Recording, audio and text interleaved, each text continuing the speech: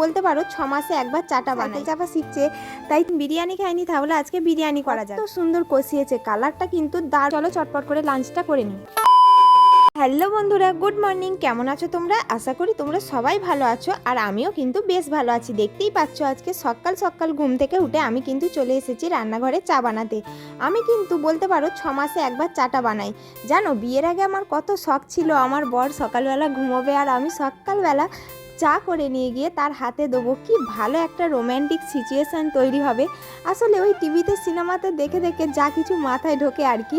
কিন্তু এই বিয়ের পর থেকে সকালবেলা বাসি নাতা আর ঝাঁটা নিয়ে ঘুরতে ঘুরতে আমার তো বরকে চা করে খাওয়ানোই হয় না। তাই আজকে চা দিতে এসেছি বলে তোমাদের দাদাভাইয়ের মুখের হাসিটা একবার দেখলে। যাই বা হোক, দুজনে মিলে চা খেয়ে নিলাম। খাওয়ার পরে আমি এখন বাবুসোনাকে নিয়ে একটুখানি খেলা করছি। কেন বলো তো, ও এই সাইকেলটা চাপতে খুব ভালোবাসে, কিন্তু ওকে সাইকেল চাপানো একদমই হয় না। আর একটু এখন সাইকেল চাপা শিখছে, তাই চেষ্টা করছি ওকে একটু ভালো করে শেখানোর। আর ও কি সুন্দর একটু চাপতে কিন্তু পারছে। মনে তো হচ্ছে বাবুসোনা সাইকেল চাপাটা খুব তাড়াতাড়ি শিখে যাবে। তো তারপরে চলে এসেছি এখন আমি রান্নাঘরে রান্নার জোগাড় করার জন্য। তো তোমাদের দাদাভাইকে জিজ্ঞাসা করে এলাম আজকে কি রান্না হবে। তো তোমাদের দাদাভাই বলছিল যে আজকে অনেকদিন বিরিয়ানি খাইনি, তাহলে আজকে বিরিয়ানি করা যাক। বিরিয়ানিটা কিন্তু আমি বানাবো না, বিরিয়ানিটা কিন্তু তোমাদের দাদাভাই বানাবে। আমি কিন্তু বিরিয়ানিটা ভালো বানাতে পারি না। আমার এই না পারার খাতায় যে আরও কত কী আছে সেটা তোমরা জানলে হয়তো হেসে উল্টে যাবে।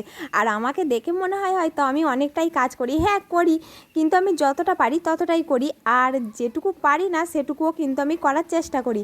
তারপরে দেখতেই পাচ্ছ তোমাদের দাদাভাই এখানে বিরিয়ানিটা চাপিয়েই দিয়েছে। আমি ঠিক কতটা গত এবার শোনো তাহলে। সেই রবিবারের ভিডিওটা আমি কিন্তু আজকে তোমাদের সঙ্গে শেয়ার করব বলে ঠিক করেছি। সেই রবিবার থেকে ভিডিওটা তুলে আমার আর এডিটিং করে কমপ্লিট করা হয়নি ভয়েস দিয়ে। তাহলে বুঝতে পারছো আমার ঠিক কাজের দৌড়টা ঠিক কতটা দৌড়ায়।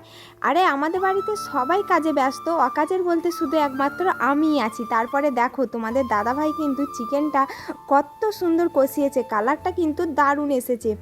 গন্ধে তো একদম গোটা ঘর পুরো মোমো করছে।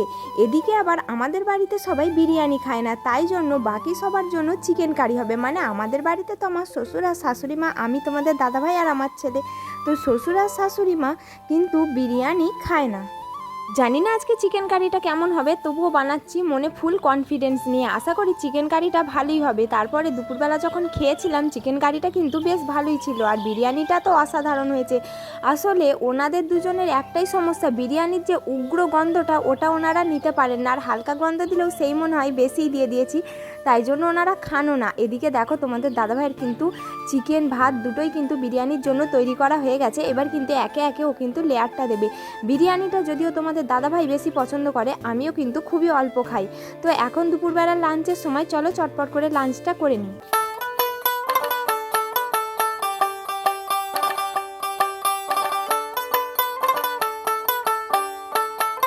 রবিবারে দুপুরে লাঞ্চের পরে এরকম খাওয়া দাওয়া খাওয়ার পরে লম্বা একটা টানা ঘুম দিয়ে বিকেলবেলা উঠে দেখি বেশ বৃষ্টি পড়ছে। তো আমার বাবু তো তাই জন্য আর খেলতে যাওয়ার সুযোগটাই পায়নি। ও কিন্তু একটুখানি খেলতে না গেলে বেশ মনটা খারাপ থাকে ওর।